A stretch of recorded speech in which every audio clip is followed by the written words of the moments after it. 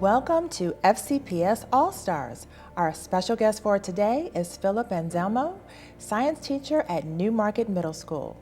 Hi, Phil. Good to have you here. Thanks for having me. I know that some people may not know this, but you have a very special day planned for July 16th of this year. Yes, this year I get to marry my best friend.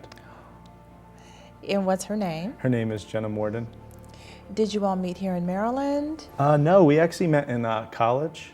I had a teaching class with her, and I came late to the class one day, and she was a 4.0 student, so she sat right up in the front, and the only seat that was available was the seat up in the front next to her. And she turned to me and said, "Oh, you look like Seth Rogen.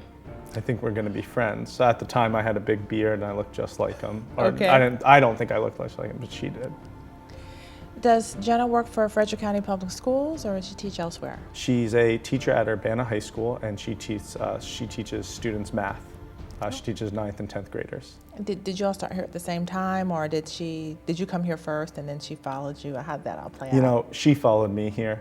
Originally, I got a job with FCPS, and she wanted to teach abroad. She wanted to see the world, as she said. So she went and taught in the Philippines for a year in the International School, Manila. And then she missed me so much that she wanted to come to Maryland, and she got a job with Washington County. Mm-hmm. And then eventually I convinced her to make the switch to Frederick County. Now, how did you land in Frederick County? Well, when I was a senior, Frederick County had come to our job fair, mm-hmm. and I went and interviewed with FCPS, and you know, it felt good. It felt like a good fit. So when they offered me to come down and interview, I said yes, and I came down. I understand that other people in your family also loved Frederick. Yes. So when I came down for the job, my mom said, "Oh, I want to come. I need to see it." And I was like, "No, I'm an adult. Like, I can handle it myself." And she admitted she kept pushing, so I took her down with me. And when we came down for the interview, she absolutely fell in love with the canal, the downtown, all the beautiful farmland. Mm-hmm. She absolutely loved it. So you made everybody happy when you moved here. Yes. And we're glad to have you. Thanks. What made you decide to want to become a teacher? So when I was younger, my brother got sick, and he was in hospitals a lot. Mm-hmm. And a lot of the teachers I had growing up really took care of me and watched after me. So I felt that teaching was a noble profession. And when I was 15, I became a camp counselor, and I just fell in love, working with kids and seeing the good that, kids do. So I really thought, this might be a profession for me. That's very interesting how things played out that way. Yeah. That is. So what do you and Jenna like to do in your free time? Well, me and Jenna, we're pretty avid board game players. We're also very competitive with these board games. Okay. So some of the board games we play range from like silly to super serious. We play almost all of them. Now, I love board games. I have a whole bookcase completely stuffed with board games. So I need to know if I'm missing out on something, and I want to have you give me your top 5 board games. Awesome. Well, I brought some today. I brought one called Blockus. Okay. I don't know if you'd consider it a board game, kind of. It's a game, definitely. And the whole goal is that you take pieces and you try to block your opponents off, and you try to put all the pieces on the board. Okay. It's fun, lighthearted. It can get competitive. It's a good game if you want to just sit down with your family and just talk about how the day's going. It uses some math concepts too in it, so. Okay. You work your brain a little bit. Okay, so you can carry on a conversation and still play the game. So So you're not like drawn into the game the whole time. There's a certain game that people can play for days where you buy different properties in that. I don't have the attention span for that kind of game. It's not. This is probably 15, 20 minutes max. Okay, you just do rounds. Yep, and I think you could play with an 8-year-old up to a 99-year-old. Okay, so that's the 5th game. What's your 4th game on your list? My 4th game's a little silly too. It's called Sushi Go. Sushi Go. Yep, and in Sushi Go, you get little like sushi characters, and you're trying to make matches of these characters, and the matches get you a certain amount of points. but the whole time your opponent really doesn't know what cards you're taking until the end.